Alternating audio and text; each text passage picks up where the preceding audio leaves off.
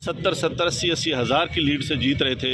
हमने उनको हरवाया है और उनके ऊपर जाली मोहरे लगा के सबको हरवाया। कमिश्नर साहब, जब जाली मोहरे लग रही थी उस वक्त आपने किसी से कहा कि ये सब कुछ हो रहा है, गलत हो रहा है, इसको रोका जाए? देखिए, मैं ये सारी इस गलतकारी की जिम्मेदारी अपने ऊपर ले रहा हूँ और साथ आपको बता रहा हूँ कि जो चीफ इलेक्शन कमिश्नर है, जो चीफ जस्टिस है, वो भी इस काम में पूरे शरीक। कमिश्नर साहब, आपका बहुत बड़ा ये इतना सब कुछ हुआ, आखिर किसके कहने पर होता रहा? आप क्यों प्रेशर में थे? किसने ऐसा किया? मेरे ऊपर कोई दबाव नहीं है। मेरे बाप दादा भी अंग्रेज़ों के ख़िलाफ़ और सिखों के ख़िलाफ़ जंगें करते रहे हैं, लड़ते रहे हैं ये मुल्क बनाने के लिए। अब मैं इस मुल्क को तोड़ने का हिस्सा नहीं बन सकता। कमिश्नर साहब, आपने रावलपिंडी की बहुत बड़ी खिदमत की है, आपने बड़े बड़े मेगा प्रोजेक्ट में 24 घंटे काम किया है।